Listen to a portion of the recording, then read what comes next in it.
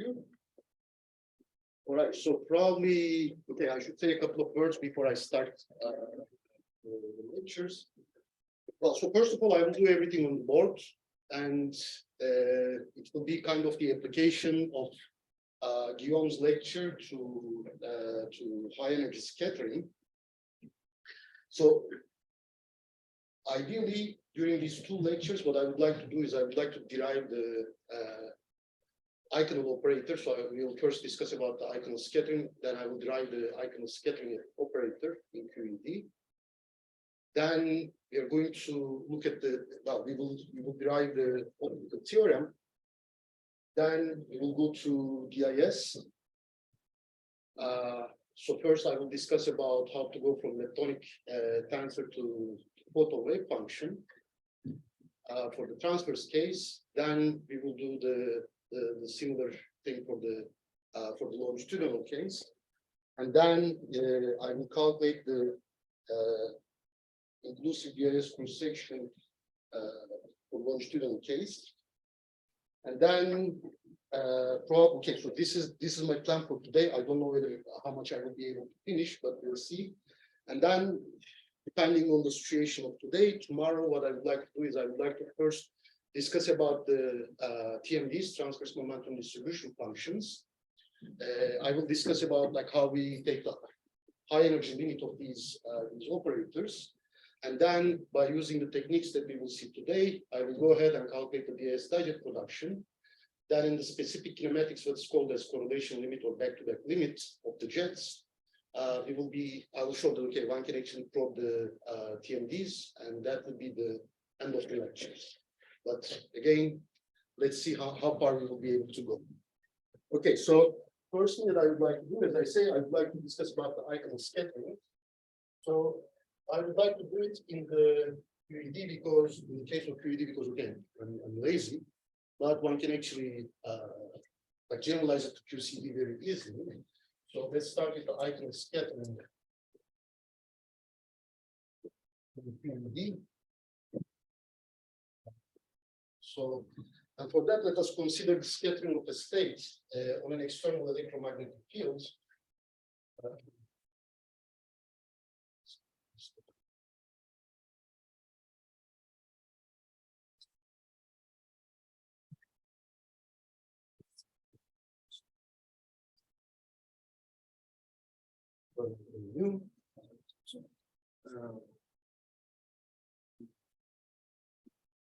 And in this case, can you see it? It's difficult to see, right? Online, I think it's Yes. Okay, I'll write. Okay. There is nothing really important here. Okay, I'll try to write bigger. Okay. Yeah, we need a camera operator. Okay, so then in this case, the Hamiltonian is given by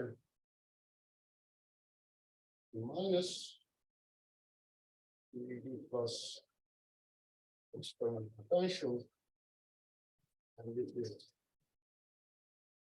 V plus external potential. And in the Heisenberg picture, the external potential, let's call it plus, is given by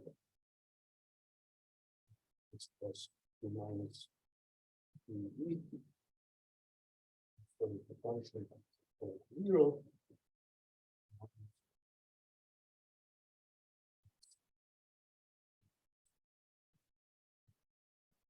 And actually, this external potential at point x plus can be written in terms of background, the external field in the following elements: x minus into x part, f x psi y.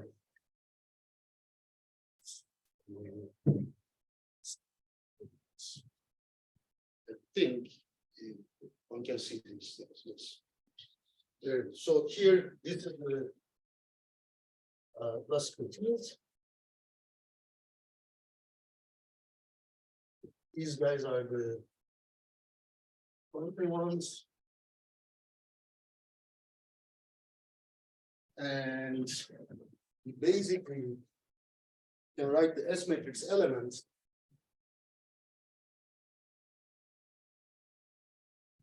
as the overlap of incoming and outgoing states. And this, I can write it as the final state.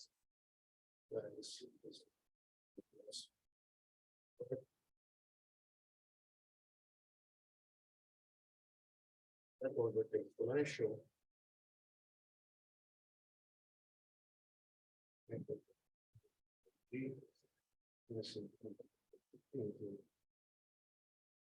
Plus guide for this plus.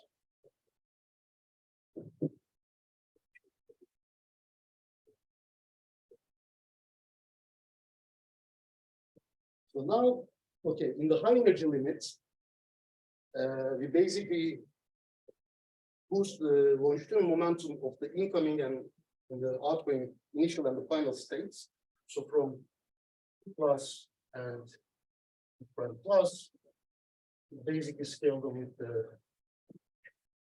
factors, and these guys become that. So then the S matrix, the boosted S matrix,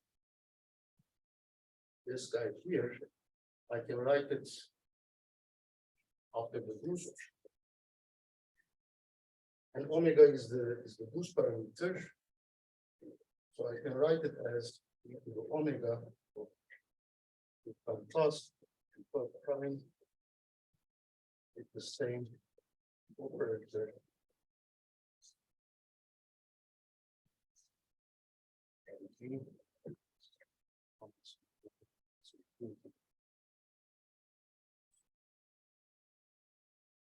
Plus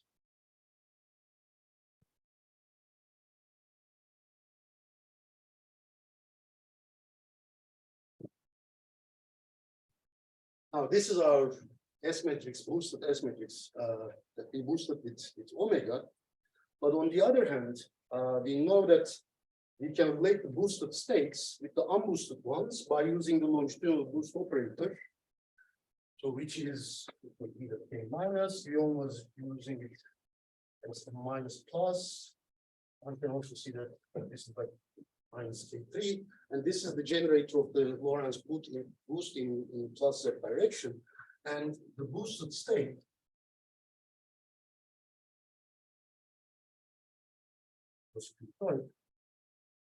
can be actually written as action of the boost operator on the unboosted state.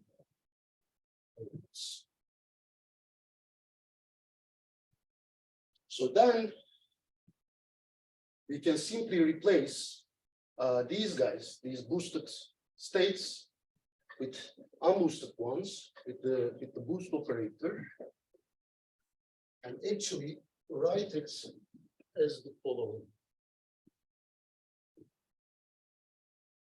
Still, the boosted S matrix is now written in terms of the unboosted states.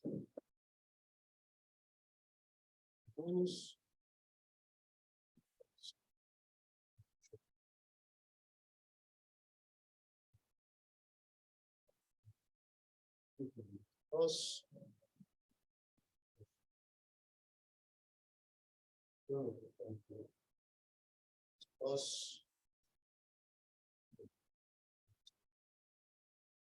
minus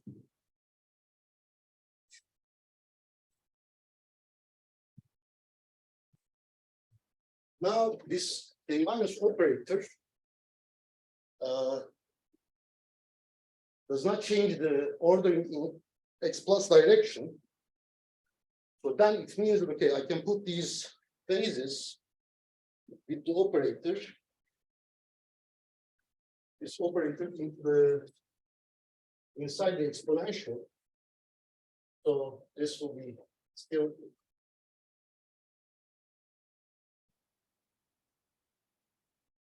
the same states.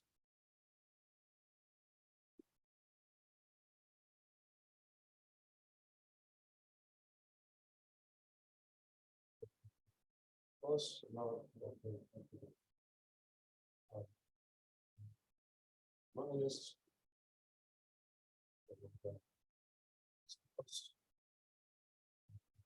minus this.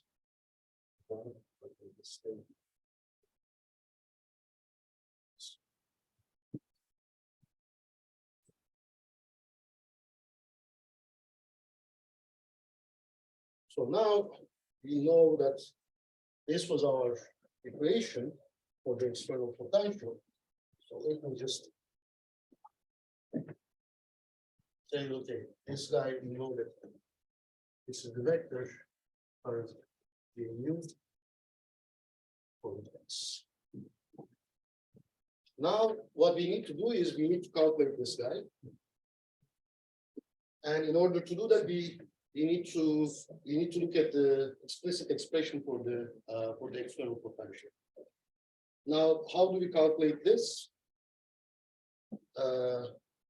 So basically, this operator, this guy here is boosted a minus plus a minus. So as I say, this was like the classical, this is the classical field, and this is the quantum field, and we write it as the vector term J. So the boost operator, the transformation of the boost operator leaves the classical field untouched. So basically what I need to do is I need to calculate the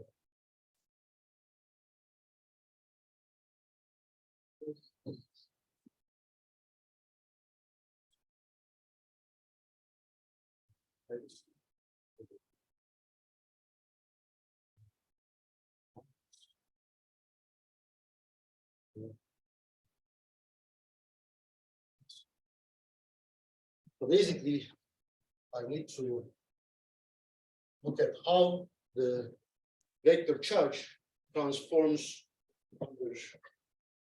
under boost. And for that, we're going to use what Guillaume was introducing in his lectures. So first, we would like to write the transformation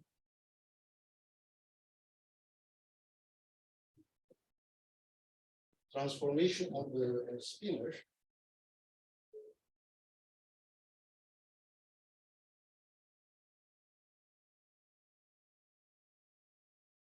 this probably you will remember it from Guillaume's lecture, given by spinner x minus plus times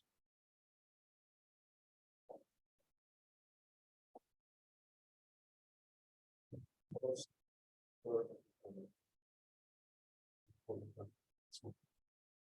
this matrix here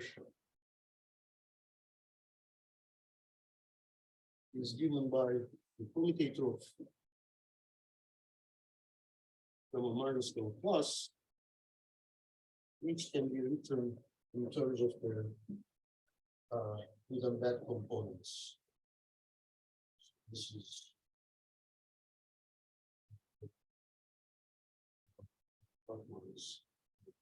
minus G. So these are the good and bad projectors. Then we can go back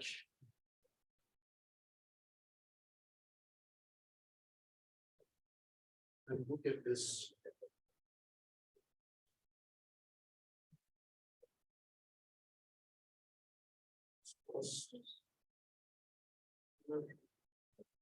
and write it as 1 plus sum over n equal to 1 to infinity to omega n over one factorial times 1 over n. That's minus power. So it's basically coming from here. I'm just like expanding this guy. But now we know that, okay, like the good times bad is actually is 0, and good to the power n is actually equal to good, bad to the power n is equal to bad projector. So then this guy, I can simply write it as equal to 1 plus factorial power n times PV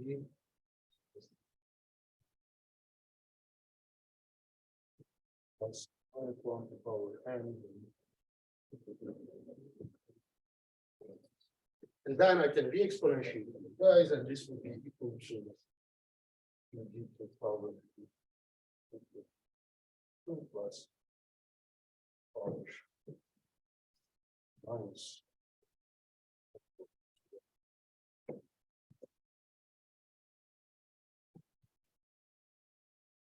So if I take this guy, plug it back in here, then you can write it as minus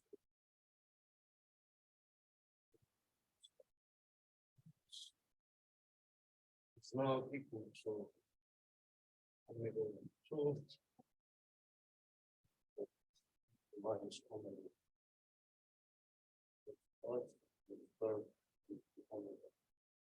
minus, if I can write it, order e to the power omega. So this is what I will have to some corrections, which I don't care. So I'll basically look at this. I'll take this guy and then plug it back in the expression that I have, which is apparently I erased it. Okay, so it was like the J mu part, which comes with psi bar gamma mu psi. So I'll have to take the same thing for the psi bar, comes exactly the same way. So at the end of the day, what we can write is psi bar x mu minus e equal to the omega minus omega plus square minus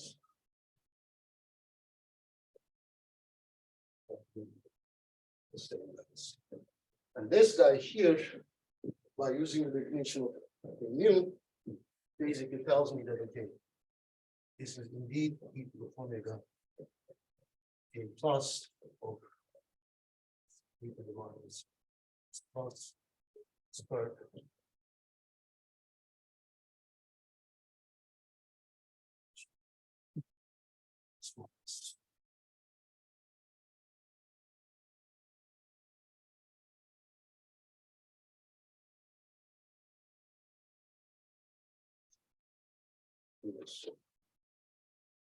so this basically tells us, okay, how to get the boosted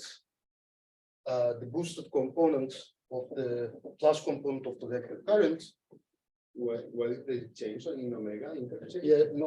Okay, so this was a mistake. So this comes with So if there's a reversion is a minus. Like also less part as well.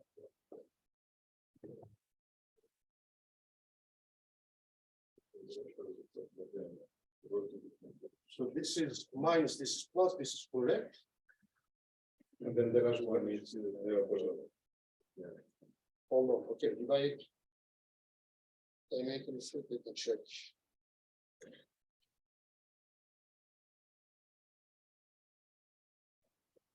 yeah, the X plus component comes with e to the minus. So this is correct, this is correct. This one, this one. There's this one, this one, this one.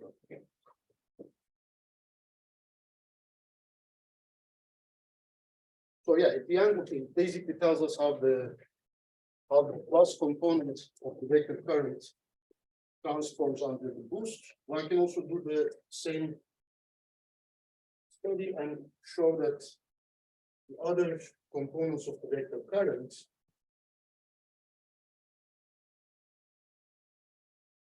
filled as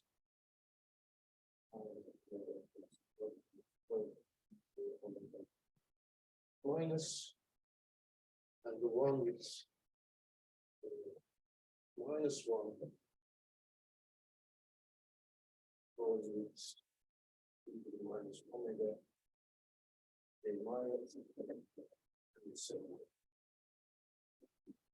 But for us, it's like this is the important part. So now I would like to take this guy and plug it back into the expression for the external field. So I will take this guy and rewrite it in here in the boosted external potential. So this comes with a plus, which means okay, this is a plus, but then it's an upper minus, so that I can write this as x minus equals per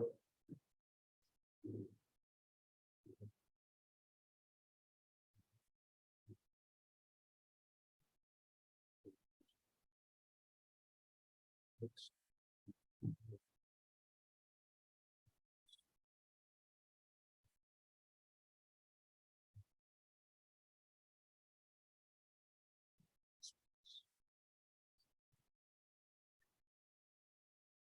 Very good. So now I would like to change variables, and I would like to write x minus is equal to x minus will go to y minus, which is going to be equal to omega x minus, and with this change of variable, we can rewrite this guy again as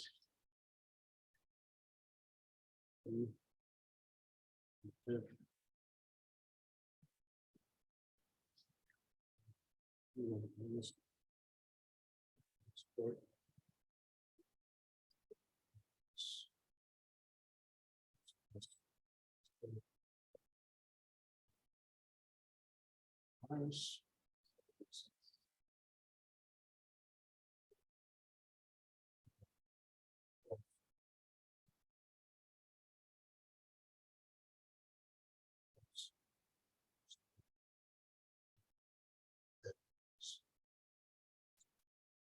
Now, if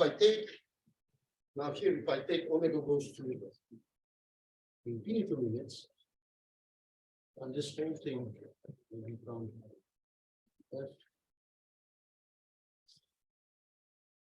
squared of the moment of x plus x squared 0, then x minus a plus plus x plus.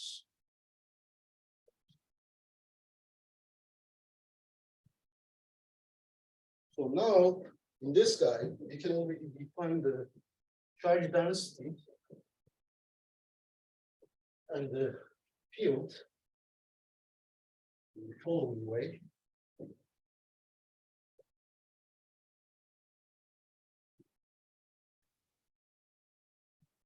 I write well,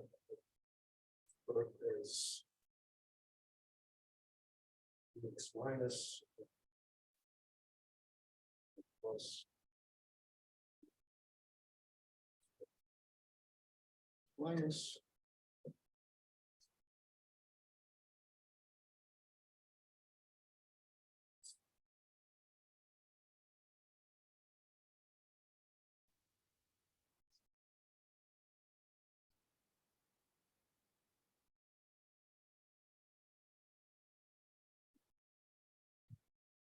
and boosted as matrix finally. We can write it as limits as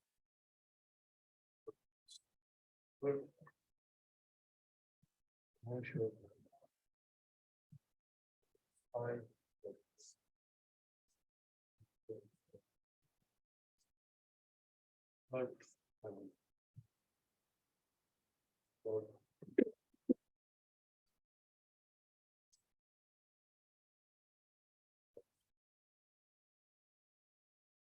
This basically tells us that for the only the minus component of the vector potential is accounted for. It's the dominant contribution in the high energy limit.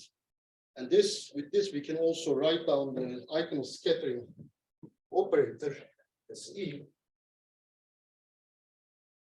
as exponential of minus I squared.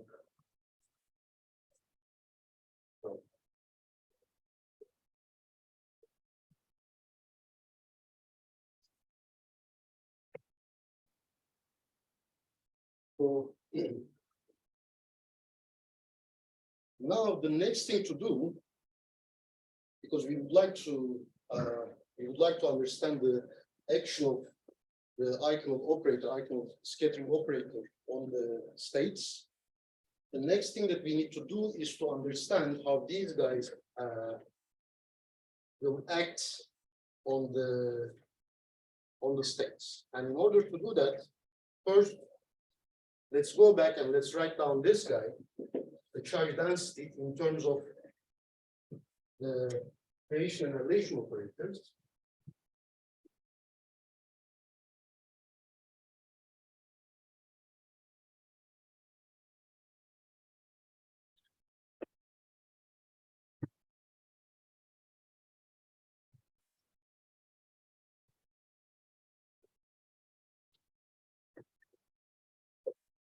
So again, this will remind you. This operator, we wrote it as x minus psi bar 0 squared. X minus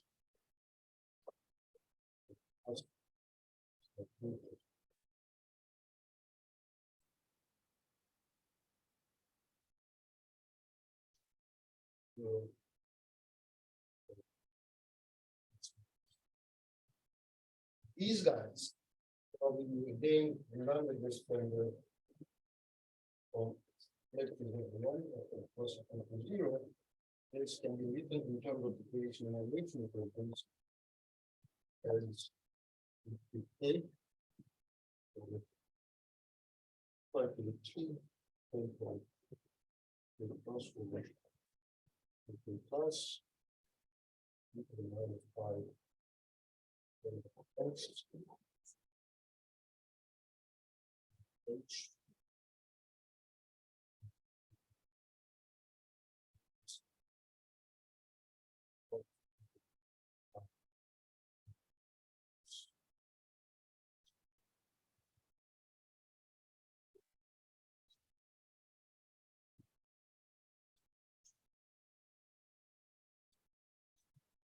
This underlying, our line is plus.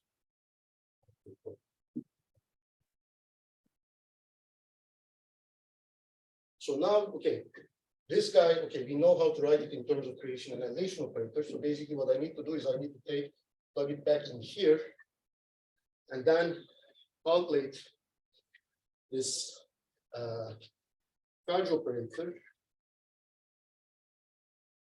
in terms of the creation and annihilation operators. And if I do that after trivial algebra, you can write down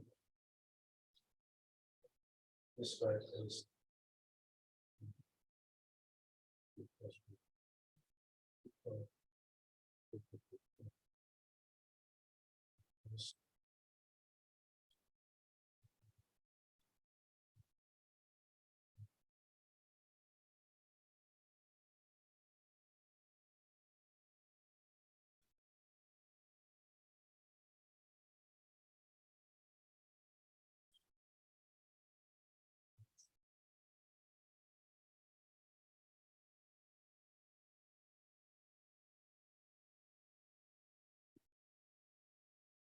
Okay, so in order to get to this point, okay, as I say, I take this guy and the analog expression for the psi bar, I put it back in this expression, and then I do the commutation relations, anti-commutation relations for B and D.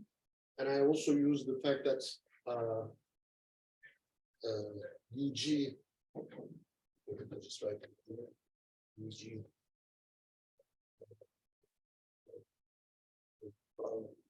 Plus C.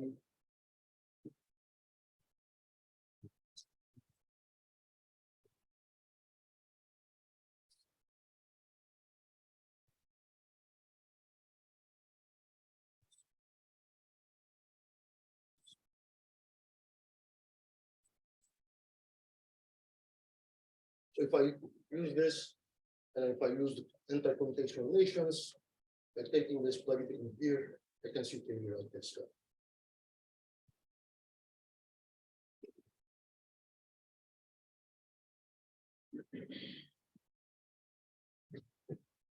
So now, let us look at the commutator of the charge operator with the creation and annihilation operators. So first thing to look at is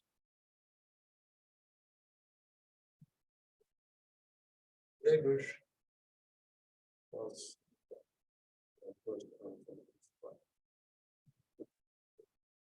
now again, I know the expression for this guy. So you mean U bar gamma plus U.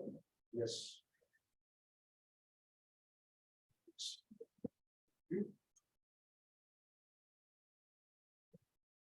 So for this one, again, what I need to do is I need to just write down the expression and look at the commutator, and at the end, I can simply rewrite this guy as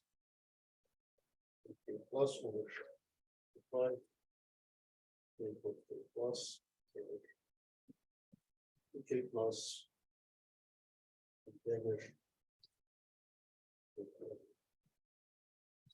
H and then anti-commutator yes plus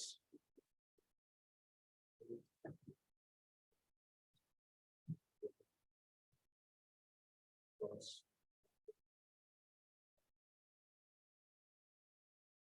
Now, of course, okay, you know that these guys obey the commutation, anti-commutation relation, so it is plus 2 pi delta plus minus 2 plus delta Q square minus y square delta H prime. So if I combine it together with this, I simply end up for this commutator as Weber plus H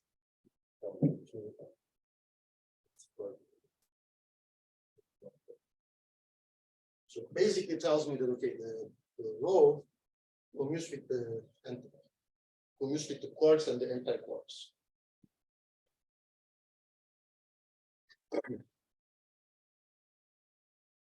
Of course, I can again you can do the same thing for the anti-quarks. It's exactly the same story. So then we can simply say that okay, that the action of the icon operator on Weber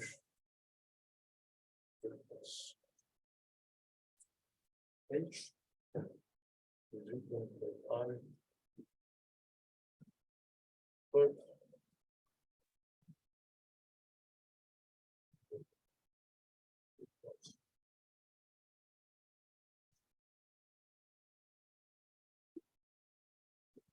and then similarly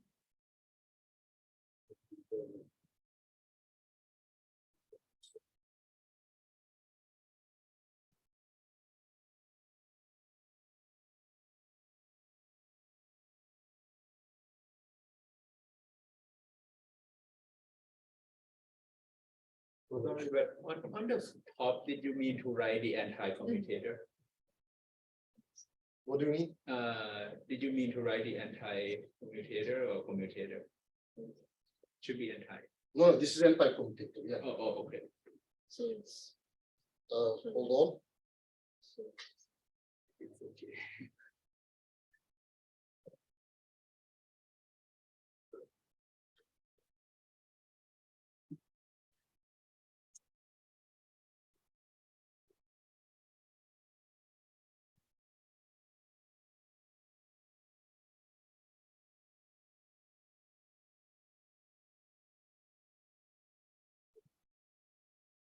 No, here I mean the commutator.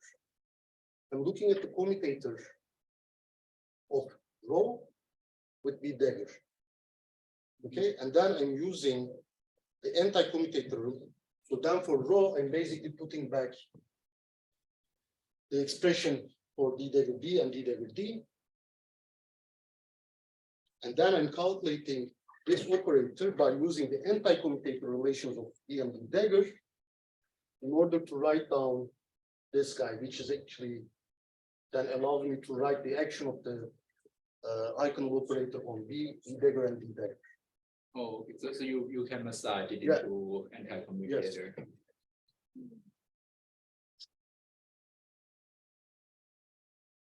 Because basically, okay, in order to write it in terms of the anti-commutator, okay, you need to anti-commit BB dagger that appears here and here, and then you see the anti-commutator, and then it becomes anti-commutator. Yeah.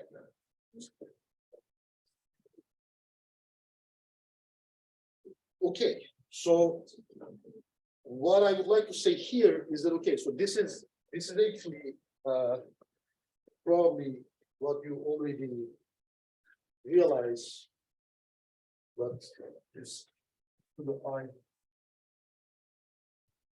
It's hard. It's like that. It's possible.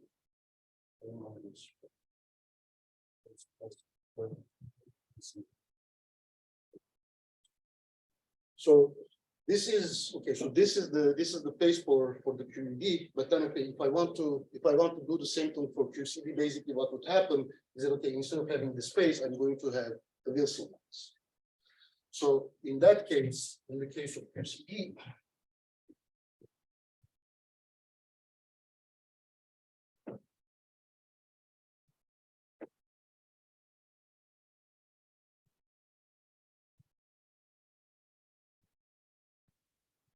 case of QCD, what I need to do is I need to change this F, the G, and what I really get is for the exponential minus G.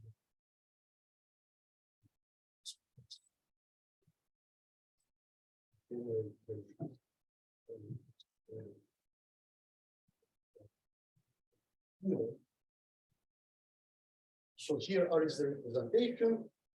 TA is the generator, C color generator, and E denotes the pet ordering for these color generators. Well, okay, so we did the derivation in QED, but again, as I said, one can actually do it similarly in the case of QCD, but this is not the only way of deriving the Wilson lines. So this we did it by looking at the boost, and considering the boost transformations.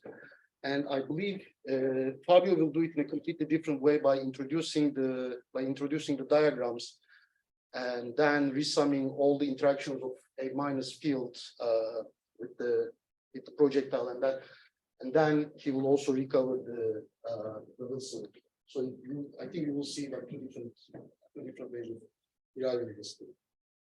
So okay, so in the case of QCD, we get the Wilson lines, which basically again tells us that okay, in the high energy limit, the scattering of a dilute object on an external highly boosted gluon field is given by the Eikenloop approximation. Eikenloop scattering is defined in terms of the Eikenloop scattering operator.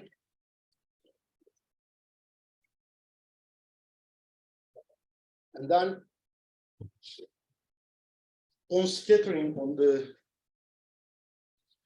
target, factor picks up the Wilson line. So if I want to look at the unit case, for example, let's run that on A.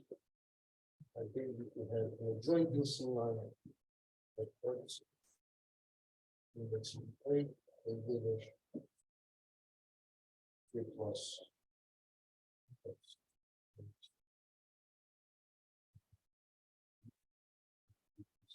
Alpha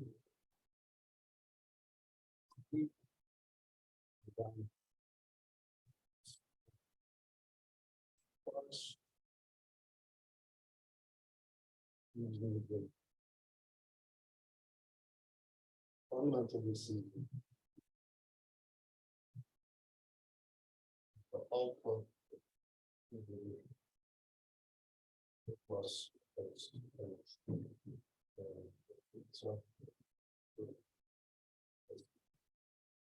and now for the n-type part, it would be there instead of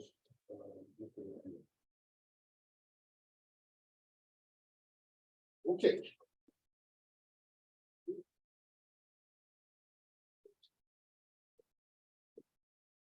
So now that we have the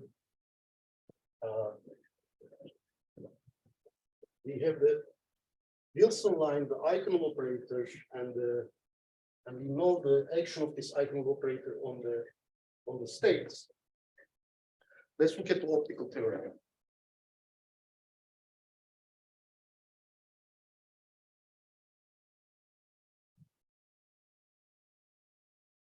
Again, of course, we are doing Eichel scattering.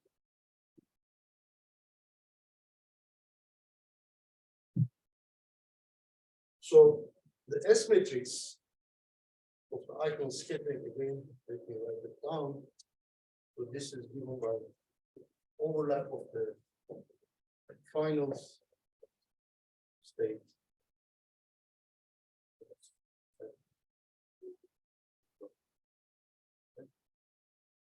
The Eichel operator and the initial one was.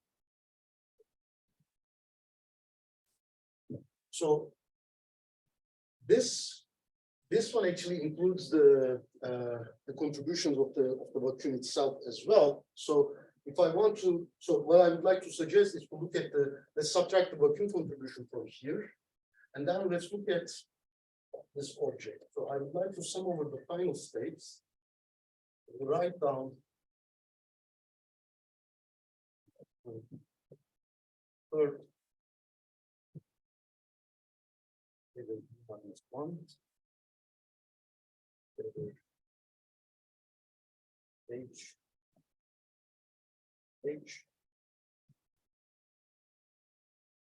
Minus 1.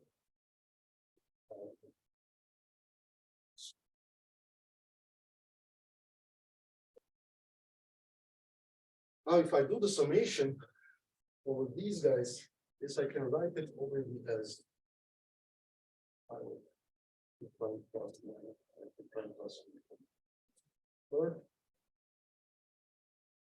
and then I have S dagger minus S minus 1 dagger, S minus 1, which will give me S dagger SE minus SE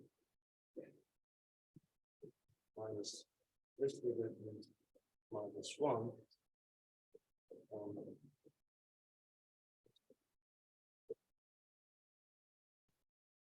Then this one, because this is equal to 1, and this one we can write it as minus 1 plus curve.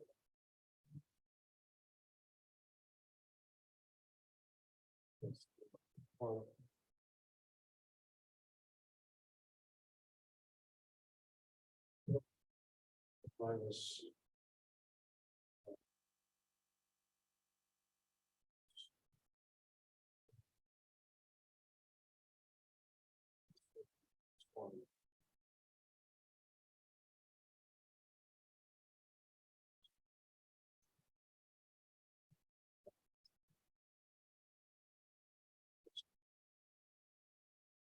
this simply is equal to minus twice the real part of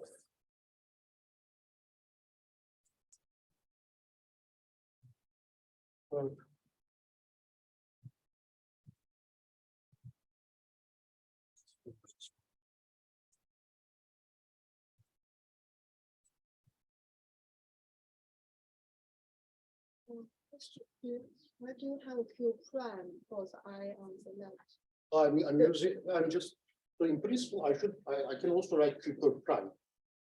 Okay, I'm basically just keeping this to show, okay, keeping Q prime and Q prime plus and Q plus different from each other to show that, okay, I will get a delta function in the optical theorem. But in principle, okay, I can also put Q per prime, but for simplicity, I'm just using this guy to be the same, like the transverse position to transverse momentum to be the same in these two states, but I'm keeping Q plus and Q prime plus different from each other. And then the second equation, do you have value of SE is as dagger? And then Yes, you yes, put yes, yes, plus yes. I, Yes. and then plus I, the last. Yes. All right. Oops.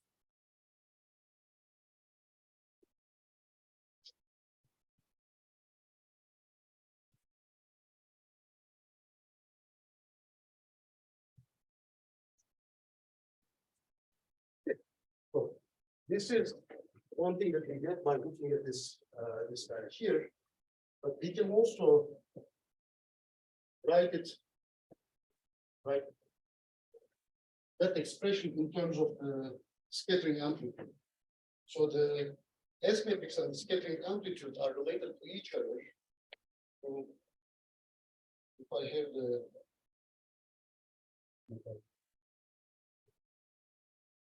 right.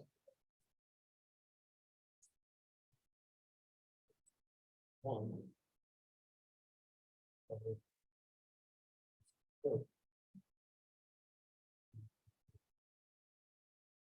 Plus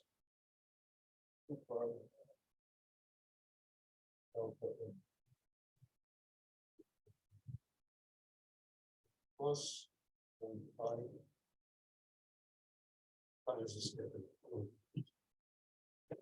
This delta function is actually due to the fact that there's no plot momentum exchange during the interaction. So then, the same guy, you can write it in terms of the scattering amplitude. I can just write it like this.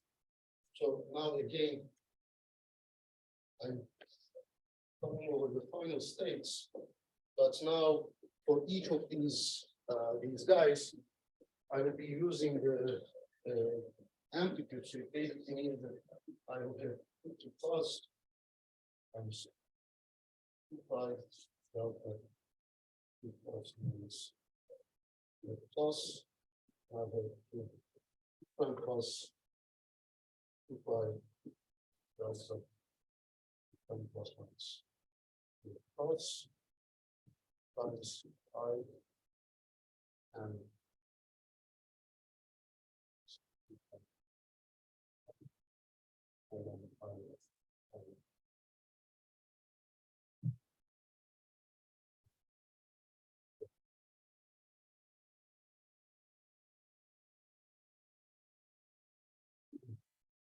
so I can simply use one of these guys to write the P plus and P prime plus.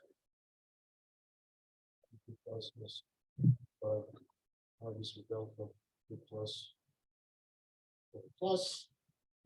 And I have a solution over the final states, which will be the plus delta plus minus the plus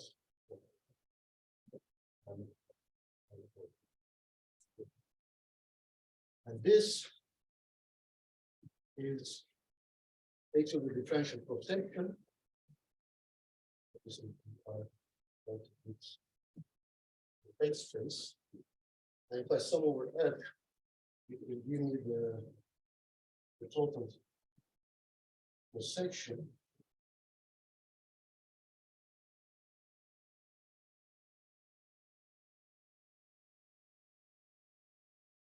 But it means, okay, I can basically take this part of it with the total cross section, which was actually exactly equal to this, which we calculated as the real part of this operator, so that we can write it as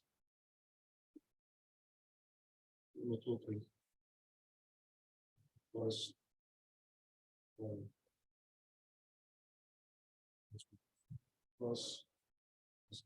plus the new part.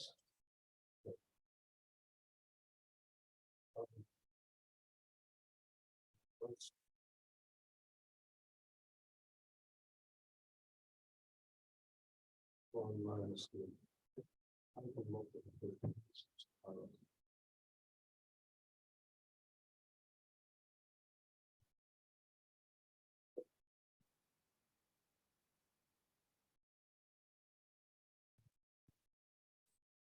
So this, as we know, in the optical term. So if I calculate twice the real part of this guy, then I will be able to relate it to the total cross section.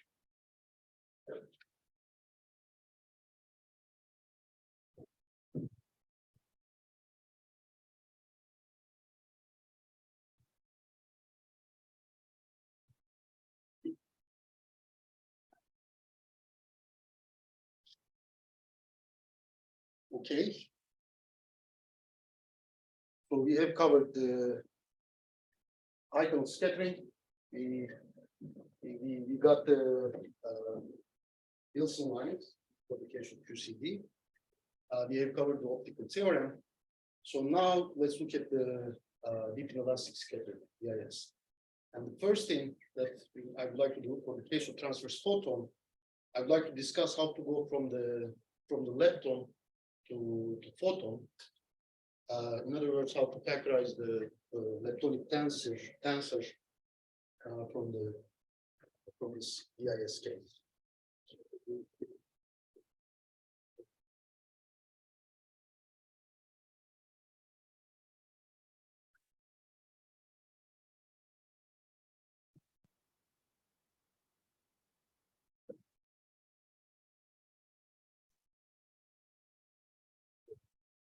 Yes.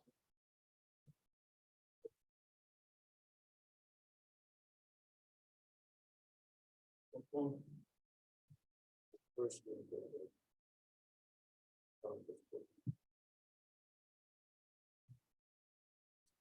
in that case, we already know, okay, we have incoming lepton, outgoing lepton, we have the first vertex, then we have the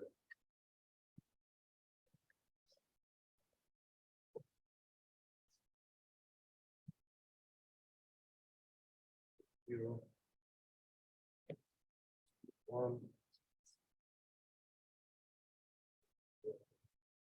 here, incoming,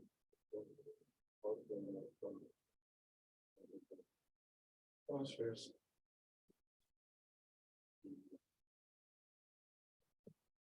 So if I look at the first energy denominator, it's going to be the first energy denominator. The second one,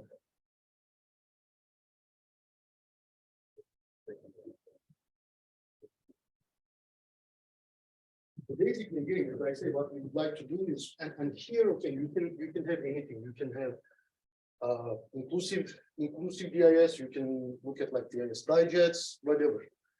But the important part is what I would like to discuss is how to factorize the leptonic tensor and how to write everything just in terms of the photon wave function. So for that, what we need to do is first we need to look at the first vertex.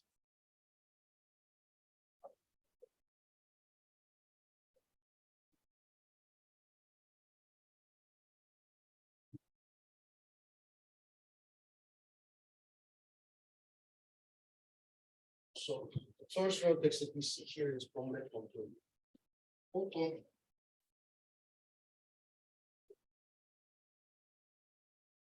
This is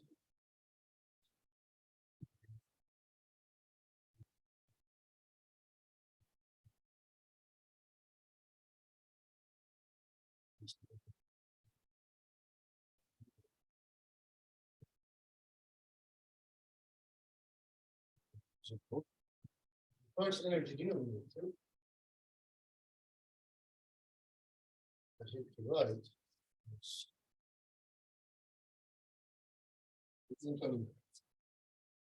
Lepton minus outer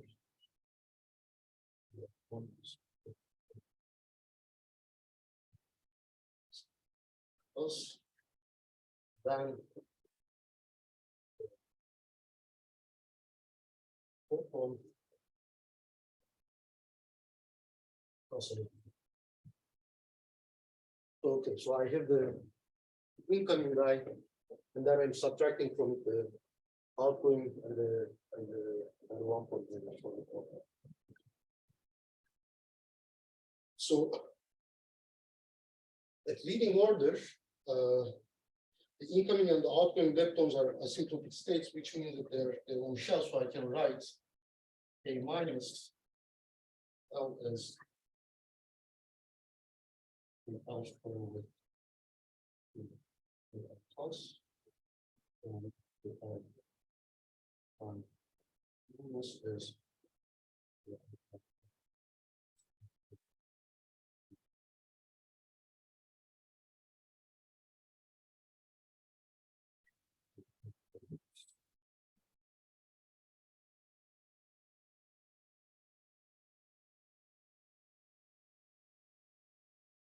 okay. On the other hand, our photon is virtual photon, so we have the photon enthalpy, which is written as square. But also, I can write the four-dimensional moment of the photon in terms of the incoming and the outgoing leptons. So mu is equal to KL mu minus the outgoing. And then, if I want to look at this guy here, it will basically tell me that it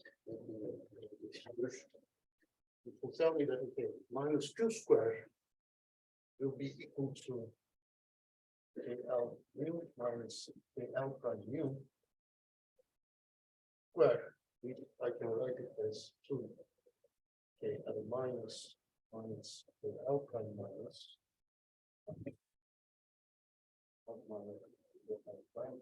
plus minus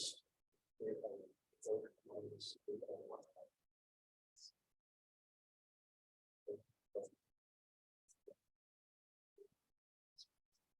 this guy here, we know that it's plus, and this guy here is.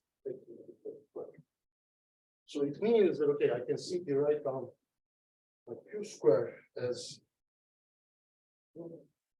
KL minus KL minus is 2 plus minus Q square, and it tells me that KL minus KL minus the minus component is the first square minus Q square over Q square.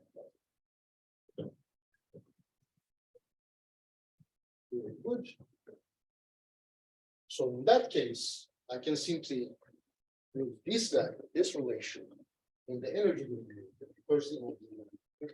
So again, it's written here as KL square or KL plus and L prime, but this is K minus minus K minus.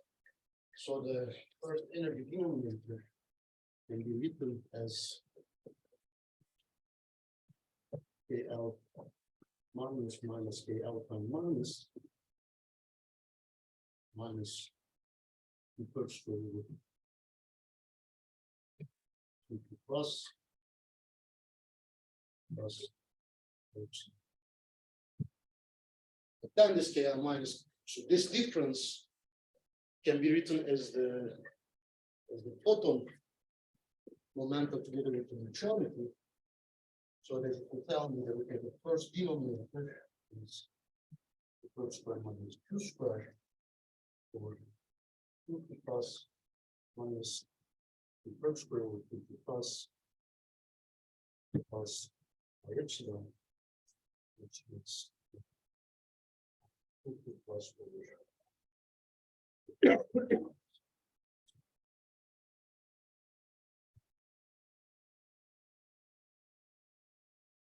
So then we can look at the second energy denominator, or any energy denominator after the first one, and it will basically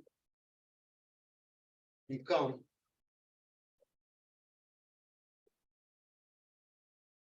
the following. So any energy denominator after the first one to be written as AL minus AL by minus plus whatever I have in the after the first energy denominator, which I will write it as AM first square plus M square over 2 AM plus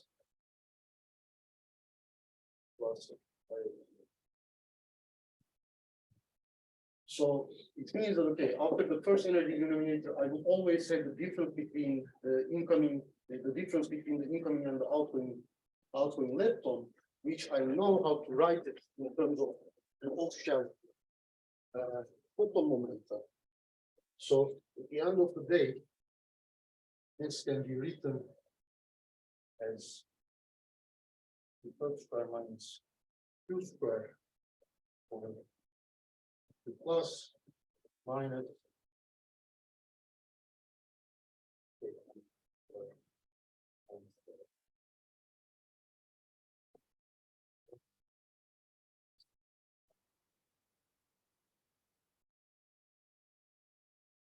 so it means okay for the transverse photon, if I completely forget about the first vertex, and then if I write the difference between the minus component of the momentum of the incoming and the outgoing lepton in terms of the off-shell photon, then I don't really even have to consider about the, I don't even have to consider the lepton anymore. This is how we factorize the leptonic tensor in DIS.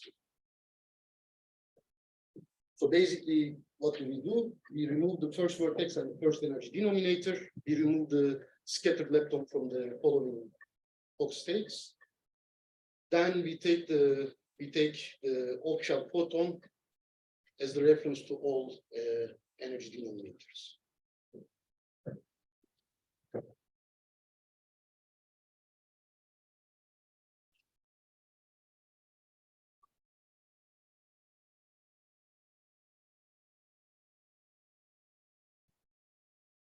Okay, very good. So let's do the same thing for the longitudinal one. Longitudinal photon. Oh, sorry. Yes. Can you explain? So when you go from the general energy denominator, you have summation over n.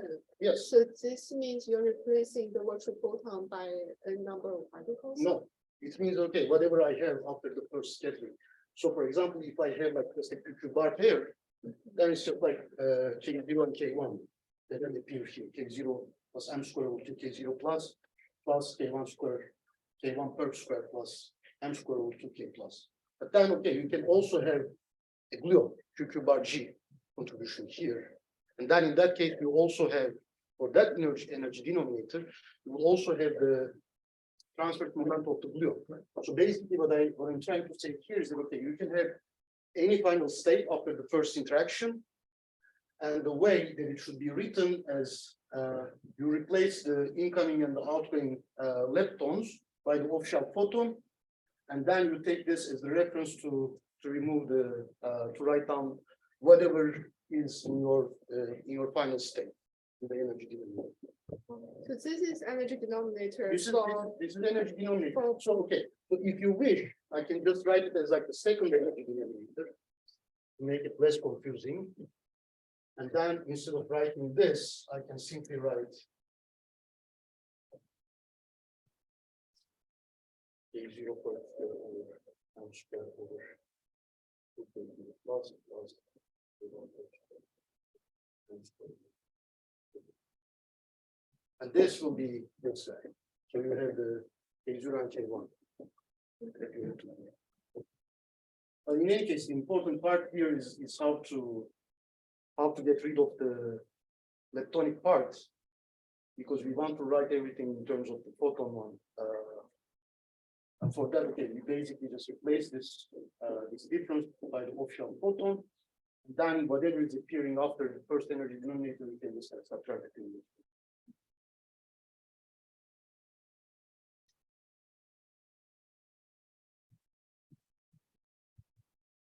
Okay, so yeah, so this is for the transfer case, but we get the longitudinal one, which is a little bit more involved. But I'm hoping that I will be able to finish it today. Then we will continue tomorrow with the local cross section for the longitudinal case. So for the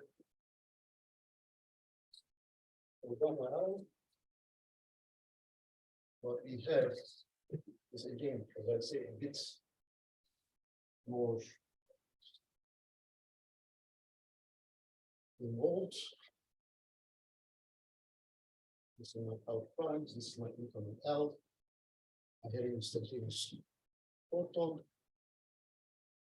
0, this is 1, whatever is set in here, compare, and this is the.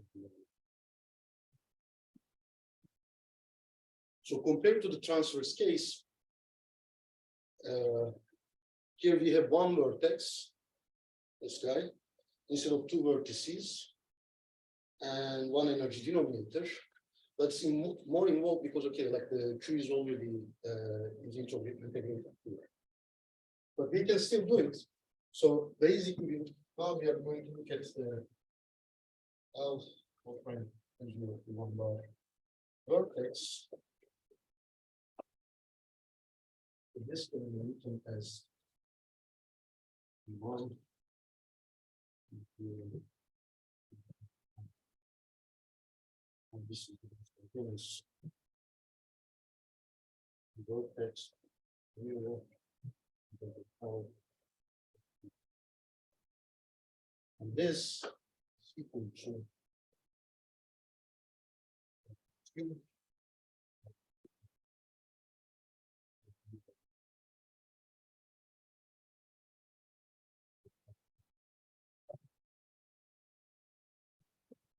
Times either e squared and squared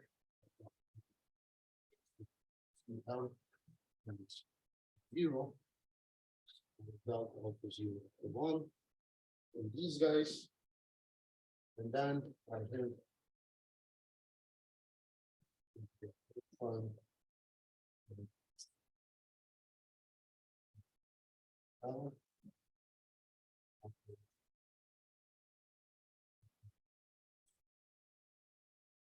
plus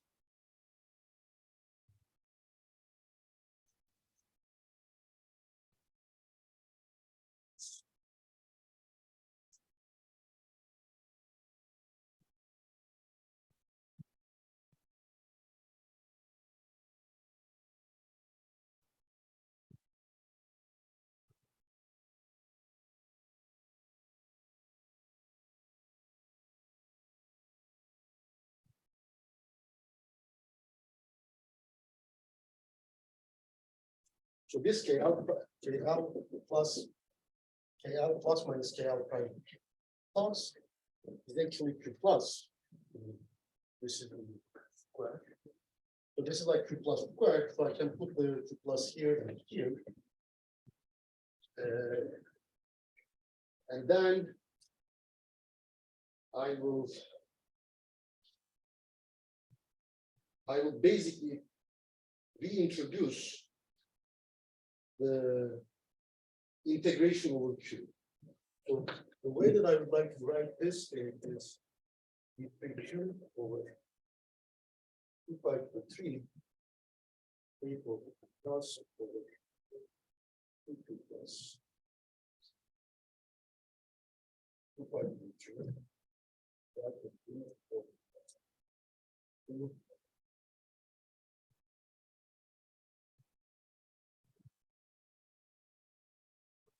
So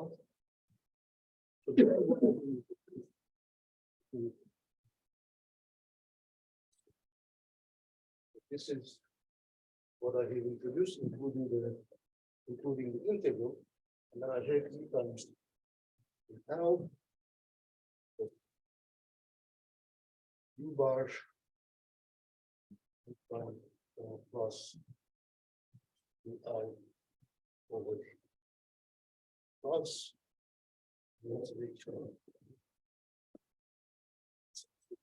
plus, and then multiply these guys with U minus F zero plus 1 over plus. Now, because I introduced this Q plus, I'm going to multiply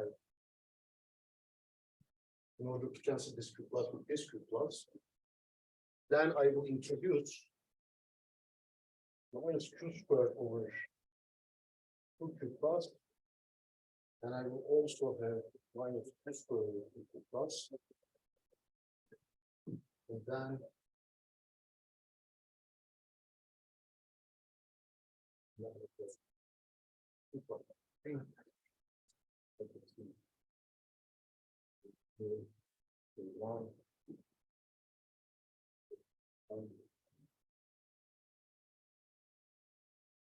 so actually, this expression is exactly equal to this. There's no difference. So I introduce this integration over three-dimensional cube, so Q plus and Q per, but then I'm introducing it with the delta function, so it can be performed trivially. I have this 1 over 2Q plus, which and then I'm multiplying it with 2Q plus, so that okay, these will cancel each other. I'm introducing this factor 1 over minus Q squared over 2Q plus, but then I'm also multiplying it here. So at the end of the day, this whole thing, if I do the integration over Q plus and Q per, I will get back to the same expression here.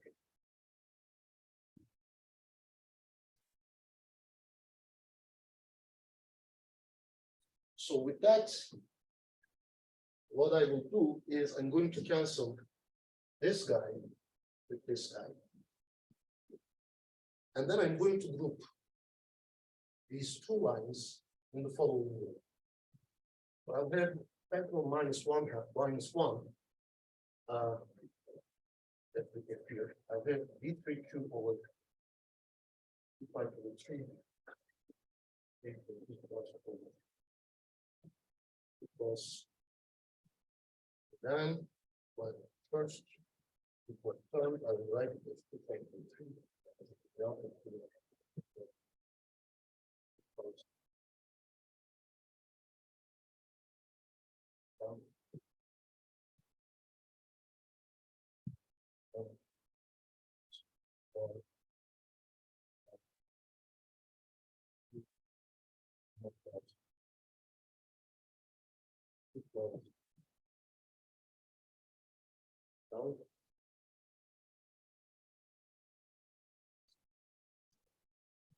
Then the second factor, I'm going to write it as 1 over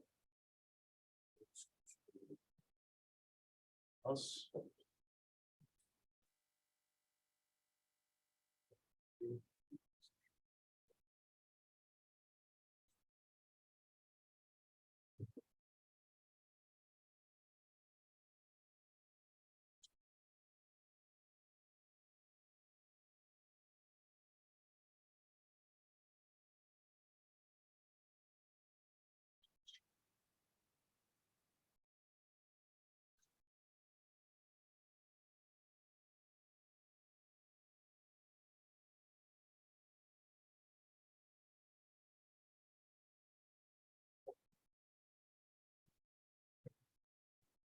so basically, again, I didn't do anything except just grouping the terms.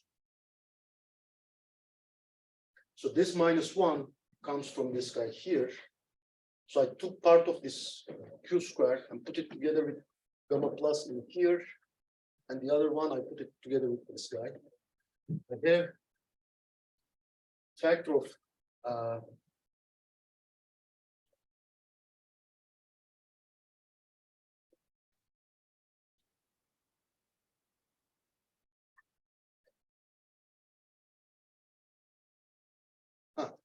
so I had the factor of Q plus and Q plus sitting here, so these are also here. And then I also group those two structures together with the proper delta functions. And now I can actually introduce define the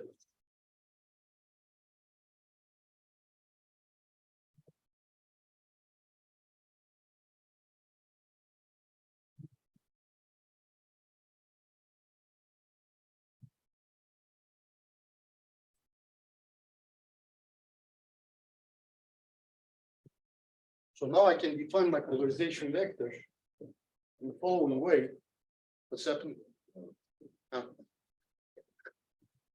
I can define my polarization vector in this way, so that at the end of the day, this expression, I will be able to write it as exactly the same, but now instead of these guys, I will simply have epsilon start out flash Q, and from here I'm going to have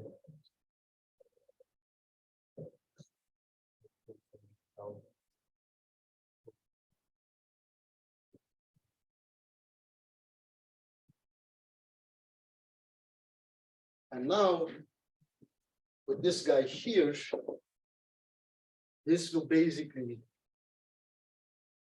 so this parenthesis here becomes my effective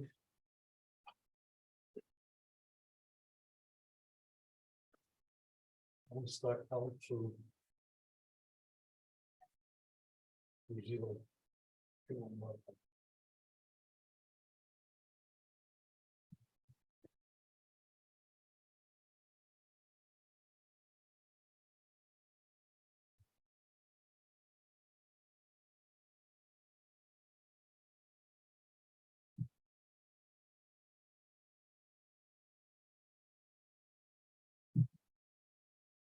So now with this effective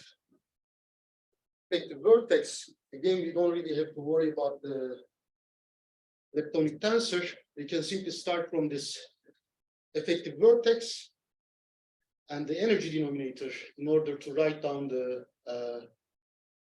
light from wave function for gamma star to QQ bar, and then calculate the total cross section, which is what I will do, but I don't think that I should start it now.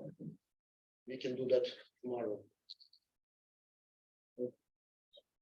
Thank you very much.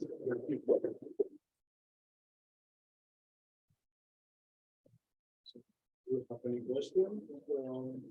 Let's start with the paper here.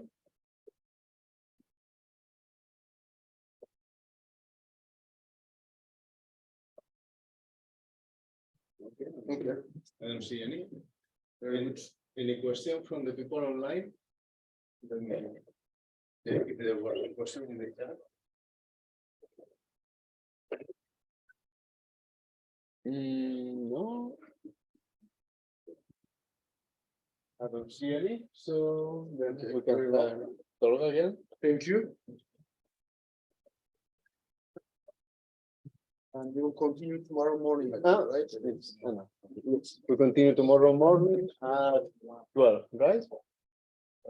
Yes, because okay, there is another seminar tomorrow. Yeah, so tomorrow, so in the morning you'll start with my lecture, I think at 12, and then Fabio will have 4:30, right? Okay. All right. Well, Okay, thank you, everyone. See you tomorrow.